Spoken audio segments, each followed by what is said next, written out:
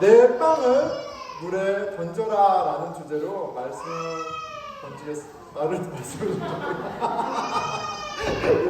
전하겠습니다.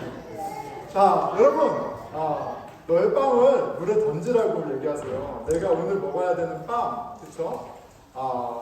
일용할 양식, 내일을 위해서 쌓아 놓아야 할 그것을 물에 던지라고 합니다.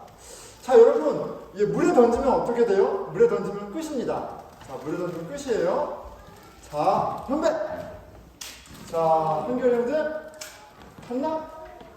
자, 이렇게 땅에 던지면, 제가 기억하고 받으러 갈 수 있어요. 나한테 빚졌어. 이렇게 돼요. 자, 그런데 여러분, 물에 던지면 어떻게 돼요? useless. 소용없는 거예요. 그렇죠? 물에 녹든지, 아니면 물고기가 먹고 가든지, 다시 찾을 기회가 없습니다. 자, 우리는 어떻습니까? 우리는 이렇게 예측, predictable하고 이렇게 계산이 되는 그런 certainty, 확실성에 기반을 둬서 투자를 합니다. 그쵸. 이게 투자할 만한 가치가 있어야 시간과 돈을 들이는 거예요. 그렇잖아요. 확실한 학교, 확실한 전공, 확실한 파트너, 배우자. 이런 어떤 계산이 돼야지 우리가 이렇게 배틀을 합니다. 빵을 물이라는 uncertainty, 불확실성에 던지는 건요, 우리의 어떤 이성하고 본능과 반대되는 행동입니다. 그런데 이어서 이렇게 말씀하시죠. 여러 날 후에 도로 찾으리라. 내 말을 한번 듣고 한 너의 행위가 그냥 아무 의미 없는 유스라스한 것이 아니라 열매를 맺는 날이 꼭 있다라고 말씀하세요. 예측이 안 되고 계산이 안 돼도 여러분, 하나님이 던지라고 하면 어떻게 하는 거예요? 던지는 거예요. 하나님을 믿는 사람이 사는 방식이 이렇습니다. 이게 스피리추얼한 크리스찬의 라이프 스타일이에요. 하나님의 말씀에 순종하는 삶을 어떻게 하나님께서 갚으시는 거예요. 하나님께서 말씀하신 그 삶이 손해보는 것 같고 계산이 아니 돼도 하나님이 말씀하시는 거니까 이렇게 해나갈 때 하나님이 갚으십니다. 너의 빵을 던져라. 내가 너를 책임지겠다. 그런데 어렵죠. 우리는 불확실한 미래에 대한 두려움이 있어요. 어떻게 될지 몰라요. 그래서 하나님의 명령에 순종하지 못합니다. 자, 그런데 우리가 전도서를 이렇게 읽으면서 여러분, 오늘 본문에 보면 이 uncertainty에 대해서 얘기하시거든요. 그런데 굉장히 아이러니 되게 재미있는 것은 그런 uncertainty가 미래에 대한 불확실, 그것을 알면 오히려 순종할 수 있다고 얘기하세요. 불확실한 세상 속에 확실한 하나님을 의지하게 되는 원리가 전도서 말씀에 있습니다. 그리고 그렇잖아요. 사실 우리가 두려워해야 할 것은 불확실한 미래가 아니라, 그렇죠? 미래의 확실한 주인이신 하나님이세요. 전도서 11장에서 가장 중요한 메시지는 알지 못한다입니다. uncertainty예요. 알지 못한다. 2절 7개나 8에게 나누어 줄지어다. 무슨 재앙이 땅에 임하는지 내가 알지 못함이니라. You do not know what's gonna happen. 구름이 비가 가득하면 땅에 쏟아지며 나무가 나무로나 북으로나 쓰러지면 그 쓰러진 곳에 그냥 있으리라. 어떤 거는 predictable해요. 검구름이 막 몰려와. 그럼 우리가 뭘 predict하죠? 비가 내리겠구나. 어떤 거는 어느 정도 predictable합니다. 자, 그런데 4절 풍세를 살펴보는 자는 파종하지 못할 것이요 구름만 바라보는 자는 거두지 못하리라. 내가 예측할 수 있다고 생각해서 막 계산하다 보면 뭐래요? 아무것도 못한다라고 얘기해요. 왜요? 실은 그 예측조차도 빗나갈 때가 너무 많아요. 바람이 길이 어떠함과 알벤 자의 태에서 뼈가 어떻게 자라는지를 내가 알지 못함 같이 만사를 성취하시는 하나님의 일을 내가 알지 못하느니라. 너는 아침에 씨를 뿌리고 저녁에도 손을 놓지 말라. 이것이 잘 될는지 저것이 잘 될는지 혹 둘이 다 잘 됐는지 알지 못함이니라. 얘들아 분산 투자해라 이 얘기 아니에요. 여기에 메인 메시지는 You do not know what's gonna happen 이거예요. 알지 못한다. Uncertainty. Life is full of uncertainty. 알지 못한다. 이 부분입니다. 여러분 보스턴에서의 내일은 정말 알 수가 없습니다. 이제 졸업하시는 분도 계시고 또 새로운 시작을 하시는 분도 계시고 2023년이 이제 오잖아요. 여러분 2023년에 어떤 일이 있을지 어떻게 예측 가능합니까? 프레딕터블 한가요? 2020년 어땠어요? 알 수가 없어요. 여러분 보스턴의 터가 안 좋아서 알 수 없는 게 아니라 어디서 언제 어디에 있든지 간에 알 수가 없습니다. 인생이라는 게 원래 예측 불능입니다. 계획대로 되지 않아요. 이 학교만 가면 아니 보스턴에만 오면 이 학교만 가면 이 학교만 졸업하면 이 라이센스만 따면 이 직장만 되면 이 사람만 만나면 그렇지 않아요. 계획대로 되지 않습니다. 더 큰 폭풍이 곧 오고야 말고요. 맙니다. 자, 오늘 말씀을 통해 현실의 불확실성 너머에 계신 확실한 하나님을 만나는 바라보는 그 확실한 하나님을 진짜 아는 은혜가 있기를 기대합니다. 아멘? 네, 아멘. 전도서의 결론입니다. 12장 13절. 일의 결국을 다 들었으니 하나님을 경외하고 그의 명령들을 지킬지어다. 이것이 모든 사람의 본분이니라. 이렇게 되어 있어요. 하나님을 경외하는 것, 하나님의 명령을 따르는 것, 이게 우리의 본분, 사람됨이라고 얘기합니다. 여러분, 죄가 무엇입니까?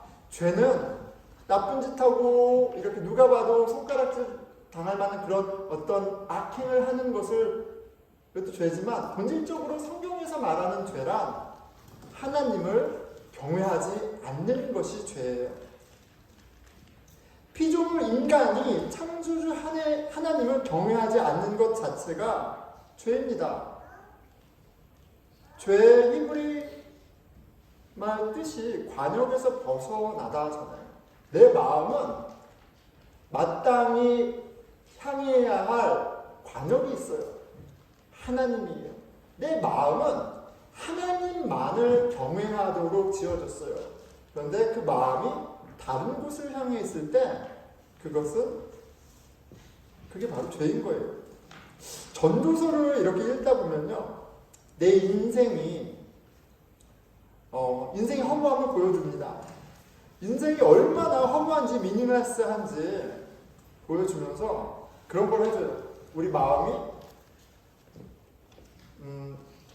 엉뚱한 곳을 바라보고 있는데 전도서는 자, 이것도 meaningless, 이것도 meaningless, 이것도 meaningless, 저것도 meaningless. 그래서 우리의 화살을 마땅히 가야 할 하나님에게로 고정시켜줍니다. 인생의 허무함을 관통해 영원하신 하나님께 꽂히게 이게 도와줘요. 하나님을 경외할 수 있도록 도와줍니다. 죽음을 대면하게 해요. 다 죽는다.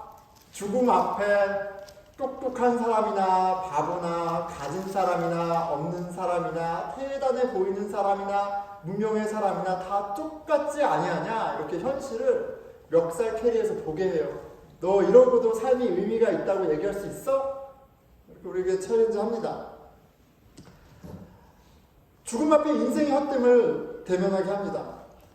아, 인생이 이렇게 헛되구나. 그런데 우리의 이렇게 삶을 보면은 그렇지 않습니까? 실패와 좌절이 없는 인생이 없죠. 실패와 좌절 속에 나의 계획이 세상이라는 폭풍 속에 산산이 부서지는 경험을 하고요. 인생의 uncertainty, 불확실성 속에 참 무엇 하나 내가 의지할 만한 것이 세상에 없구나를 보게 합니다. 그리고 이 사실이 우리로 영원하신 하나님, 확실한 하나님을 보게 하는 기회, 제휴가 되는 거예요. 잠언 16장 9절입니다.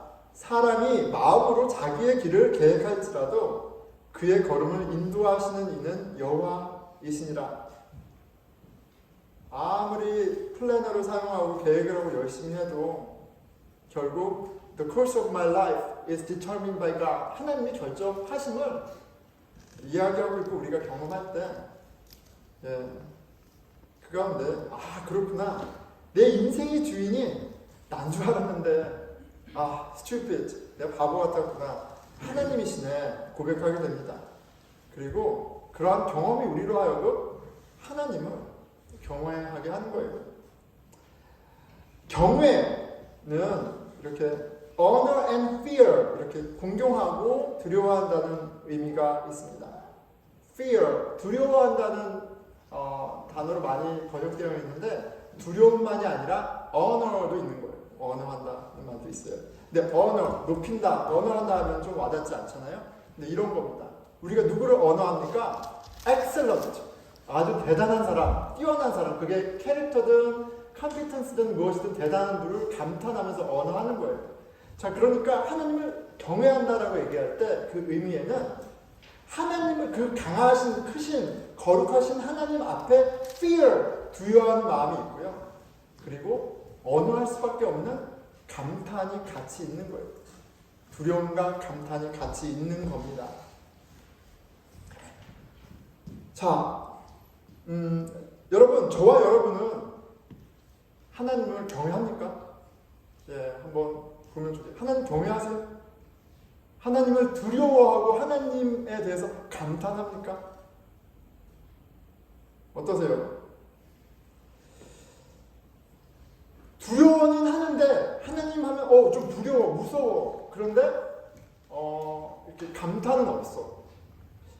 아니면 예수 그리스도 하나님의 사랑, 은혜, 와 어떻게 이럴 수가 이런 은혜를 주지? 감탄은 하는데 하나님에 대한 fear, 두려움이 없어. Either way, 두 가지가 없으면 하나님을 알고 경외하는 것 같긴 한데 아직 하나님을 잘 아는 건 아니에요. 근데 자연스럽습니다. 여러분, 저를 얼마나 아세요? 제가 여러분들을 얼마나 압니까? 사람을 아는 데는 그 사람 아는 데 시간이 필요하잖아요. 그러니까 하나님을 알고 경외한다 해도 수준이 이렇게 천차만별인 거예요. 우리는 말씀과 이런 삶과 신앙생활 이런 모든 것을 통해서 하나님을 알아가면서 하나님을 경외하는 그런 그 깊이를 더해가는 것이 신앙생활입니다. 신앙의 여정입니다. 예배하고 말씀을 묵상하고 하나님께 기도드리고 하나님 안에 공동체를 이루어가는 가운데 우리는 그러한 은혜를 입는 거예요. 하나님이 어떤 은혜를 주시는 거라고요?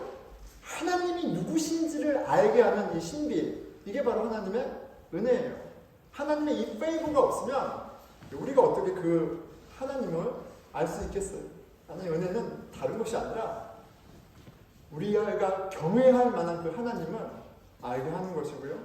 하나님을 알아갈 때 하나님을 향한 fear와 honor, 경외심, 두려움, 감탄이 더 깊고 풍성해지는 겁니다. 그런데 그 은혜라는 단어가, 은혜라는 경험이 위로라는 단어로 축소되곤 합니다. 예배 가운데 은혜 받으면 하나님 나를 comfort, 위로해 주셨어, 토닥여 주셨어, 하나님 내 편이래, 하나님이 다 해주신대, 그런 부분도 있지만 위로로 축소되는 경우가 있어요.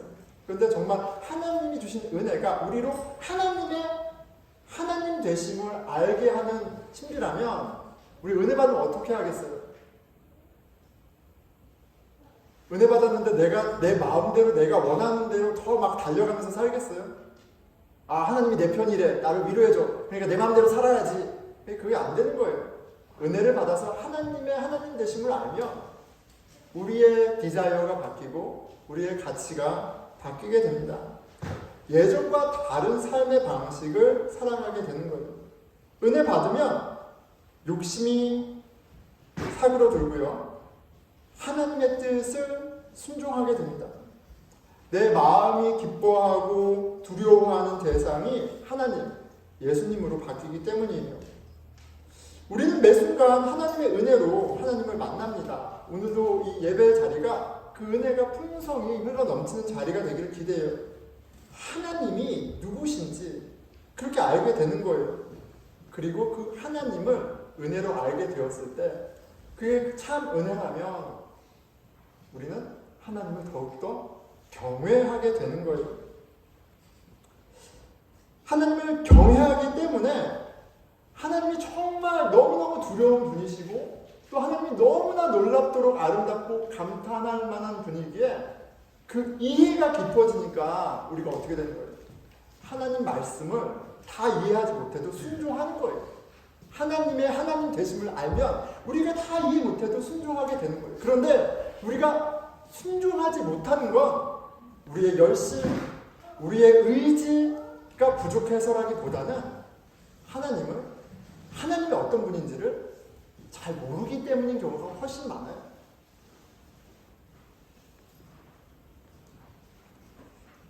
하나님을 경외하기 때문에 그의 명령을 지키게 되는 거예요. 순종하게 되는 겁니다. 하지만 하나님을 잘 모르면요.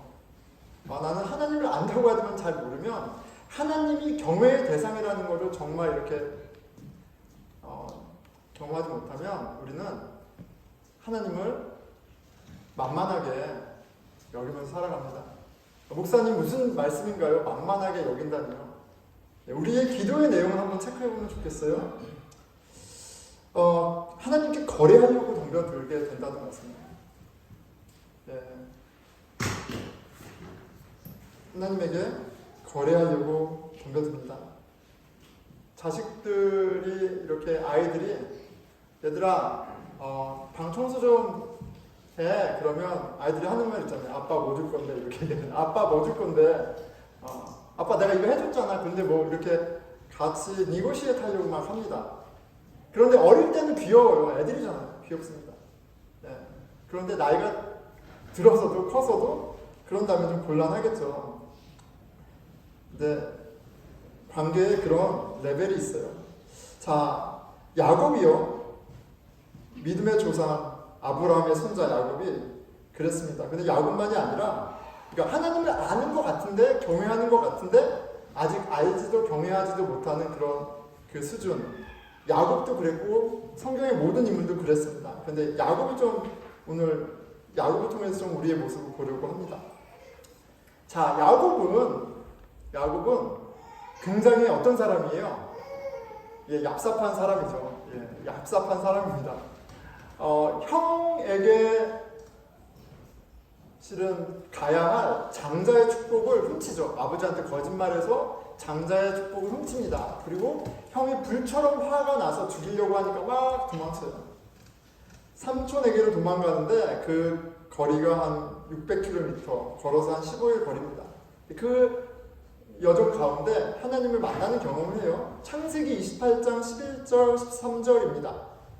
야곱이 한 곳에 이르러는 해가 진지라 거기서 유숙하려고 그곳에 한 돌을 가져다가 베개로 삼고 거기 누워 자더니 또 본즉 여호와께서 그 위에 서서 이르시되 나는 여호와니 너의 조부 아브라함의 하나님이요 이삭의 하나님이라 내가 누워있는 땅을 내가 너와 내 자손에게 주리니. 지금 이렇게 지친 몸으로 자고 있는데 꿈 가운데 하나님을 본 거예요. 머리맡에 하나님이 서 계세요. 어떤 분이 서 계시는데 여러분 그럼 얼마나 섬뜩하겠어요? 누가 이렇게 딱 서 있으면. 놀라지 말라고 하나님이 친절하게 자신을 가르쳐 줍니다. 나는 너의 할아버지의 하나님 야훼야, 너의 아버지의 하나님 야훼야, 이렇게 얘기해 주세요.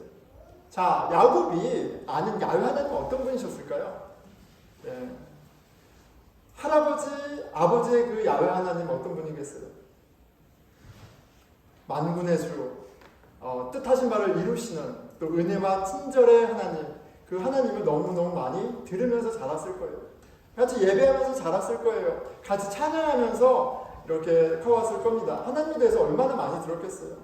근데 무엇보다도 아브라함의 하나님은 어떤 분이시에요? 복 주시는 하나님이세요. 복 주시는 하나님이에요. 그런데 그 하나님이 지금 야곱을 만나고 계세요. 하나님이 함께하면 성공한다, 복 받는다라는 걸 너무나 잘 알고 있어요. 그 하나님이 나타났단 말이에요. 자, 그런데 그 하나님께서 꿈에서 야곱에게 축복하십니다. 14절 15절이에요.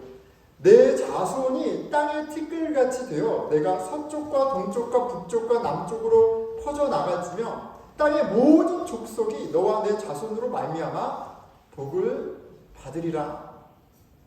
내가 너와 함께 있어 내가 어디로 가든지 너를 지키며 너를 이끌어 이 땅으로 돌아오게 할지라. 내가 내게 허락한 것을 다 이루기까지 너를 떠나지 아니하리라 하신지라. 대박.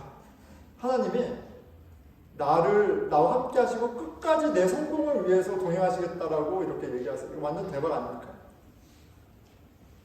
16절, 17절. 야곱이 잠이 깨어 이르되 여호와께서 과연 여기 계시거늘 내가 알지 못하였도다.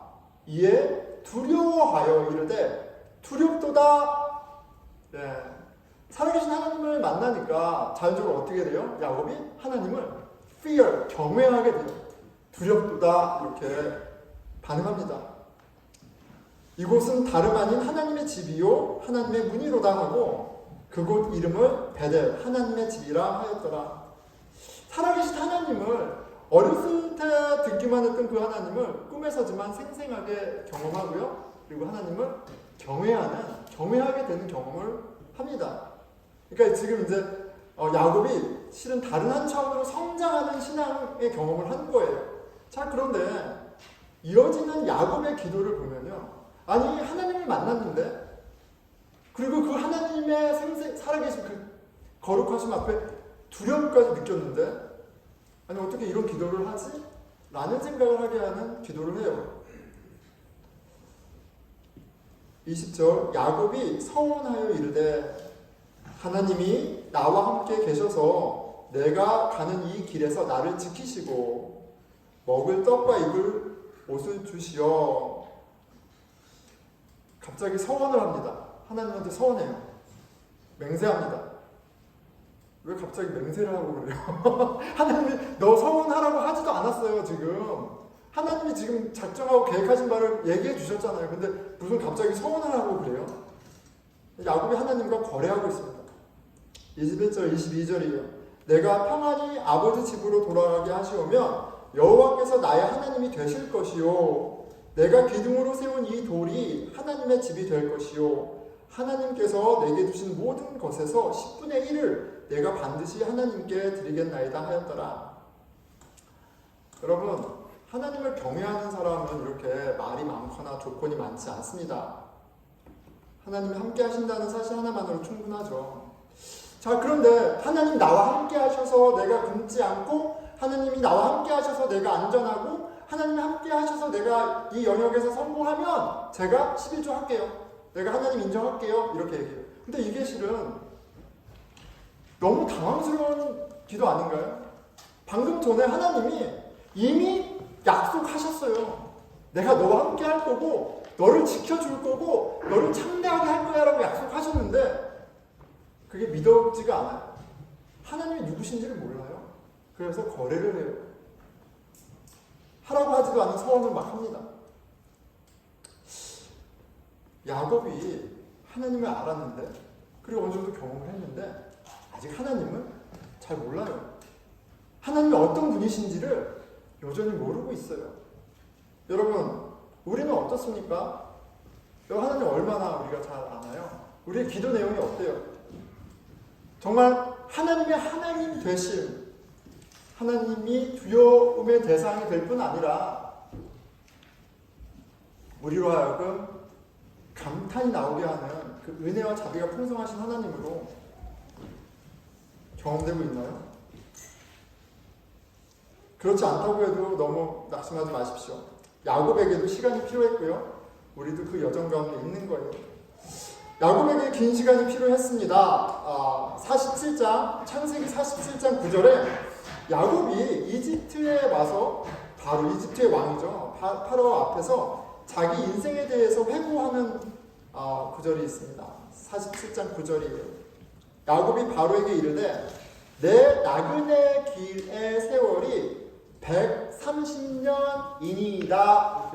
나는 130살이야 이렇게 얘기했어요. 130살. 여러분, 우리 지금 지구에서 가장 오래 산 사람은 몇 살 살았을까요? 한 120 something인 것 같아요. 여러분, 바로 앞에서 내 나이가 지금 130살이야 이렇게 얘기하면 게임 끝난 겁니다. 예. 이렇게 오래 사는 거는 엄청난 축복을 받았다는 증거 자체잖아요. 예, 130살이에요. 내가 130세요. 내 나이가 얼마 못 되니 130살도 오래 산 거 아니야. 할아버지랑 이렇게 생각하면 오래 산 거 아니야. 이렇게 얘기해요. 우리 조상의 나그네 길의 연조에 미치지 못하나 험악한 세월을 보내었나이다 하고, 내가 130살 살았소. 우리 조상들에 비하면 오래 산 것도 아니로소이다. 내가 나의 조상들처럼 나그네로 살았고 내 인생이 참으로 험악하였어. 이렇게 얘기합니다. 여러분, 그렇죠. 야곱의 인생이 파란만장했습니다. 형과 원수가 되어서 집을 떠나서 이렇게 자기보다 더 얍삽하고 더 진짜 장난 아닌 삼촌 밑에서 20년을 달달달 볶이면서 살죠. 아내가 넷이었습니다. 아내가 넷이었는데 아내들, 첫째, 둘째 아내들이 원수였어요. 분쟁합니다. 그 자식들이 또 싸우죠. 분쟁합니다. 그 정점이 요셉을 동물에게 잡혀 죽었다고 아빠한테 속이고 이집트에 팔아넘긴 사건입니다. 자식들이 싸웁니다. 어딜 가나 이웃과 또 분쟁합니다. 이런 트러블의 연속이었어요. 여러분, 그런데 야곱이잖아요. 계획하고 준비하고 하여간 보통 사람보다 스마트한 사람이에요. 그런데 이 야곱이 살 곳을 정하고 결혼을 하고 직장을 정하고 이렇게 하면서 나는 거기서 그런 분쟁을, 그런 어려움을, 그런 하합십을 기대하고 계획하고 그런 결정을 했겠어요? 야곱이? 그렇지 않아요. 야곱은 자기 상황에서 가장 최고로 안전하고 최고로 유익한 것을 고민하고 선택했을 거란 말이에요. 우리도 마찬가지입니다. 우리가 학교를 선택하고 살 곳을 선택하고 배우자를 선택하고 직장을 선택할 때 우리가 항상 최대한 머리를 쥐어짜서 최고의 것을 선택해요. 야곱처럼요. 근데 야곱처럼 삶의 어려운 분쟁, 고난 가운데 자유롭지 않아요. 자유롭지 않습니다. 추억을 있는 삶을 누가 계획하고 예상했겠어요. 그런데 이집트 왕 앞에 서 있는 노익장 130살 먹은 야곱은 마치 아주 험난한 폭풍을 헤치고 겨우겨우 살아 돌아온 어부의 모습하고 너무 비슷한 거예요. 더군다나 무엇이 야곱을 이집트까지 오게 했습니까? 흉년이었어요. 7년에 걸친 흉년이었습니다.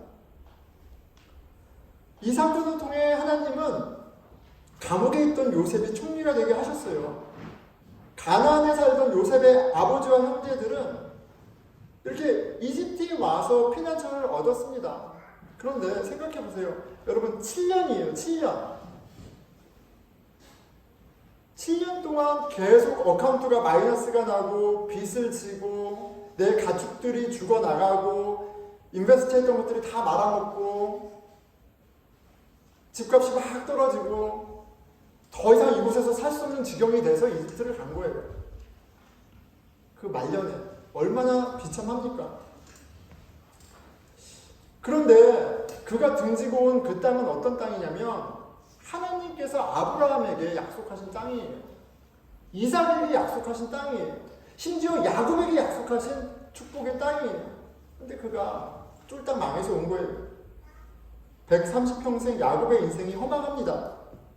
고향 땅이 아닌 객지에서 생을 마감할 것이 눈에 뻔해요. 여러분, 이 정도 되면 여러분이 야곱이라면 여러분에게 하나님은 어떤 분입니까? 정말 복 주시는 분이에요? 정말 하나님을 믿고 의지할 만한 분입니까? 놀랍게도 야곱에게 하나님은 그런 분이셨어요. 그게 그 인생 가운데 야곱은 하나님의 하나님 되심을, 정말 하나님을 경외하는 사람으로 트랜스폼 됐구나, 자라났구나를 우리가 확인하게 됩니다. 그래서 하나님을 원망하지 않습니다. 야곱과 바로의 대화를 보면 그 47장 9절 소외하는 그 전과 후에 야곱이 바로를 축복하는 내용이 나옵니다. 7절과 10절이에요. 요셉이 자기 아버지 야곱을 인도하여 바로 앞에 서게 하니 야곱이 바로에게 축복하며, 야곱이 바로를 축복합니다. 10절, 야곱이 바로에게 축복하고 그 앞에서 나오니라. 가진 것이 없는 나그네가 세상의 모든 부귀 영화를 가진 바로를 왕을 축복합니다.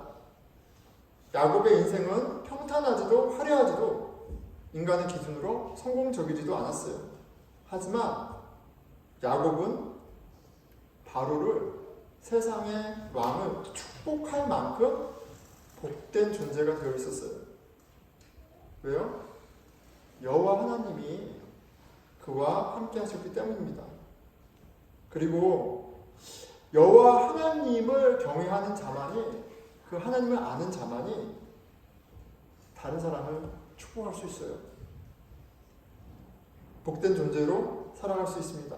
그리고 이것이 바로 하나님이 사람을 지으신 목적이고 하나님이 아브라함을 통해서 우리 가운데 이루시고자 하는 뜻, 계획이에요.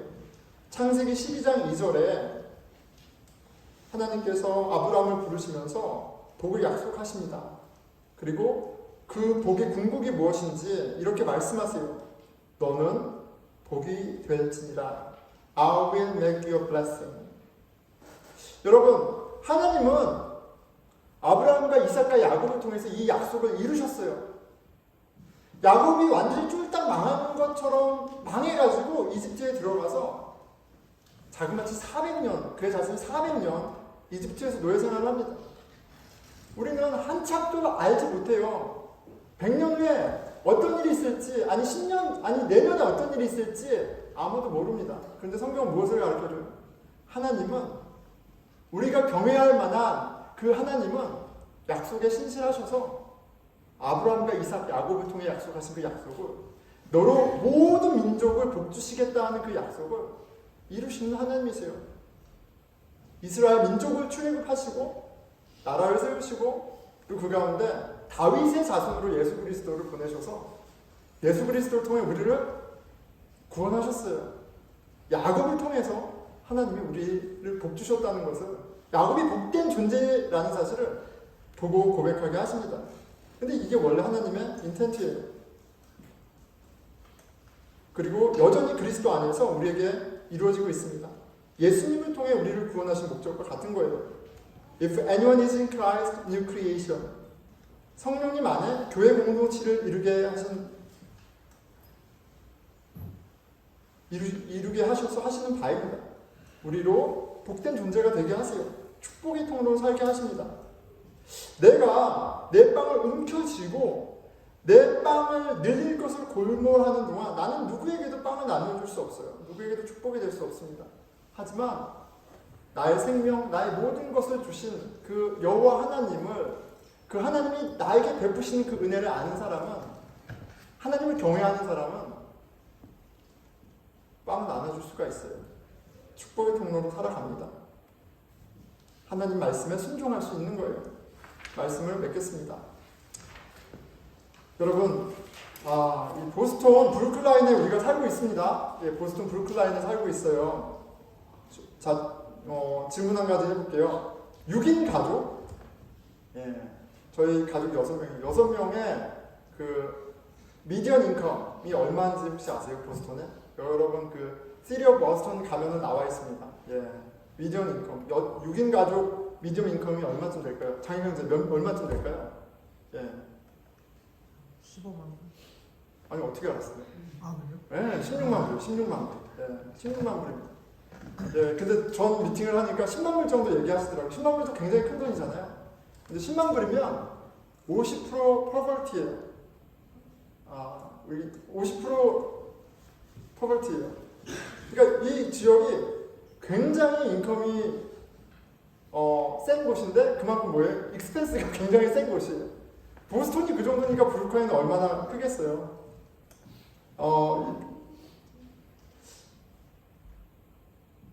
제 인컴을 이렇게 따져보면 제가 먹을 빵도 저희 아이들이 먹을 빵도 부족합니다. 예. 나눠줄 빵이 없어요.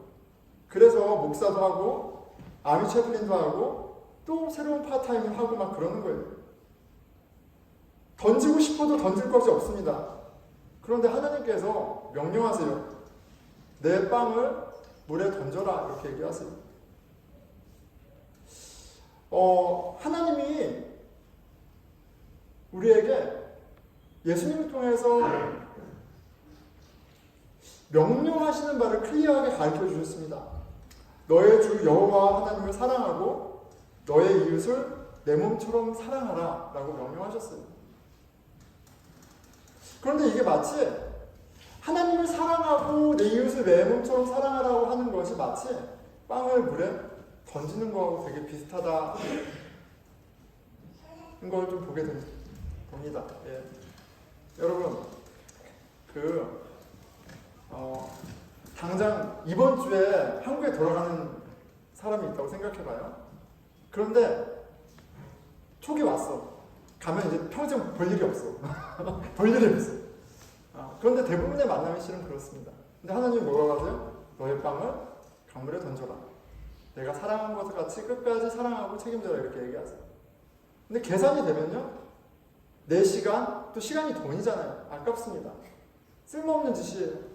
그런데 하나님의 음성이 하나님이 말씀하시는 게 내가 다 이해하지 못하고 계산되지 않아도 들리면 잘 보내주고 또 공항 라이드도 하고 축복하고 내 시간을 내 돈을 드리는 거예요.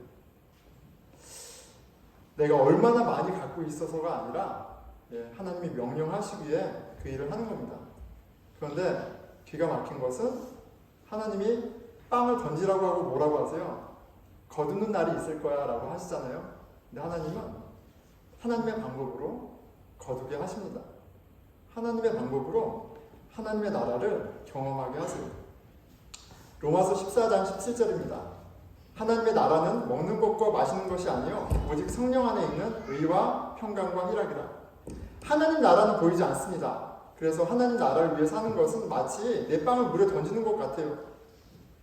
그런데 하나님을 경외하는 사람, 하나님이 정말 만물의 주관자이시고 하나님이 당신에게 순종하는 자를 통해 놀라운 일을 하시는 것을 아는 사람은 미래를 위한 가장 현명하고 지혜로운 최고의 투자를 하는 거예요. 하나님의 나라를 위해 예수 그리스도를 생명으로 주신 것처럼 우리는 그 은혜에 반응해서 우리의 생명을 나누면서 살아가는 삶을 살아가게 됩니다. 그리고 그 가운데 하나님이 주시는, 하나님만 줄 수 있는 영원한 생명, 기쁨, 만족, 평강을 누리게 되는 거예요. 그러니까 다시 돌아와서 하나님 명령하셔도 사랑하라고 해도 하나님을 알아야, 하나님을 정말 경외해야 그런 계산 안 되고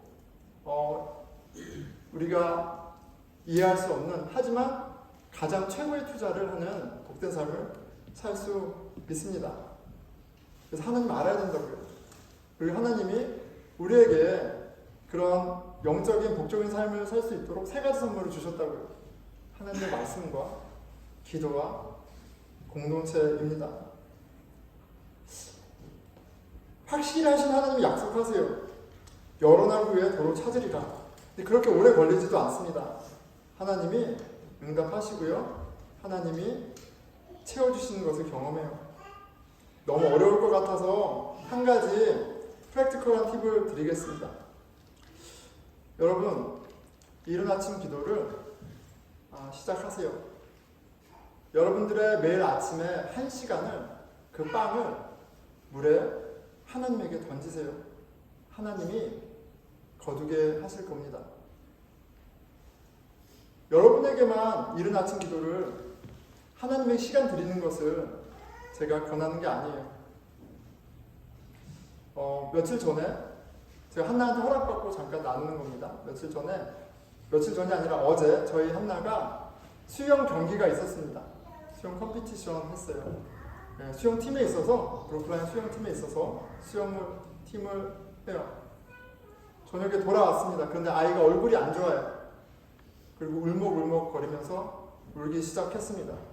울면서 하는 얘기가 아빠 2등 했는데 1등을 못했다고 막 울더라고요. 네. 여러분 당황스럽지 않습니까? 2등 했잖아요. 그런데 왜 울어요? 근데 우린 울어요. 우린 괴로워하고 우리는 힘들어합니다.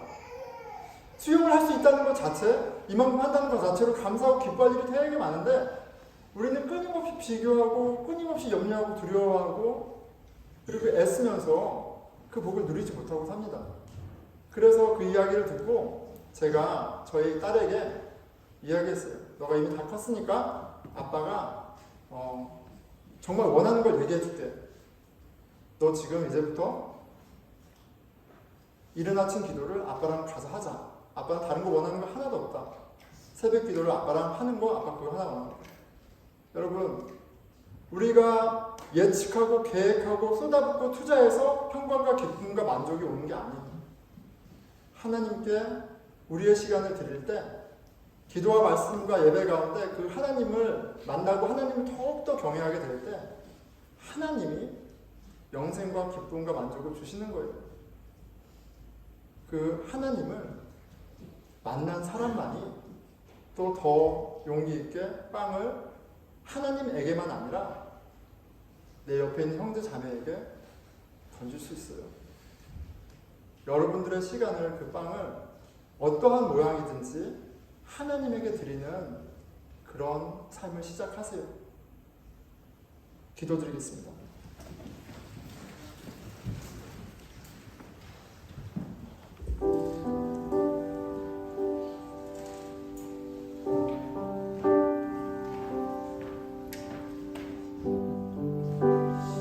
내 손에 쥐어진 빵을 움켜쥐고 바둥거리면서 한평생 살다 참 못난이로 살다 가는 것이 인생이 아닌가 하는 생각이 듭니다.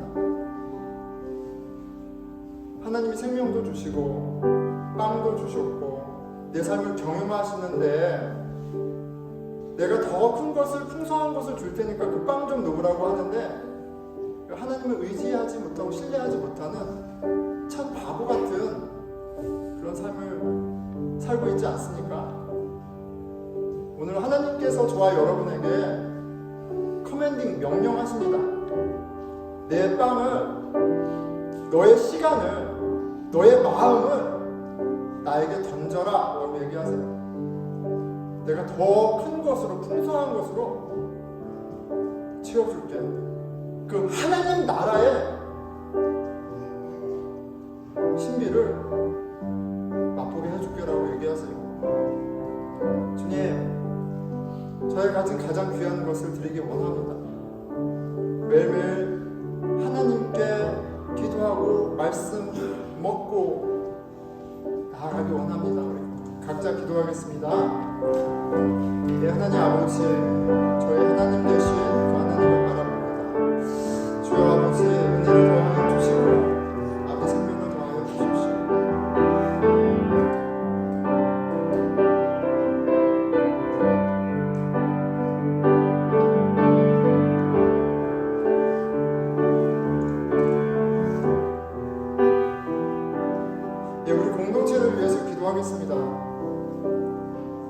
우리가 계산이 되고 우리가 예측이 돼서 관계를 맺는 것이 아니라 나에게 도움이 되고 내 필요를 채워줘서 귀한 사람이 아니라 우리의 하나님이 우리의 아버지이시고 우리의 주가 예수 그리스도이시기에 서로를 섬기고 사랑하는 공동체 되게 해주십시오. 나에게 주신 당신의 것을 아낌없이 나누는 그런 영적인 공동체 되게 해주십시오. 기도하겠습니다.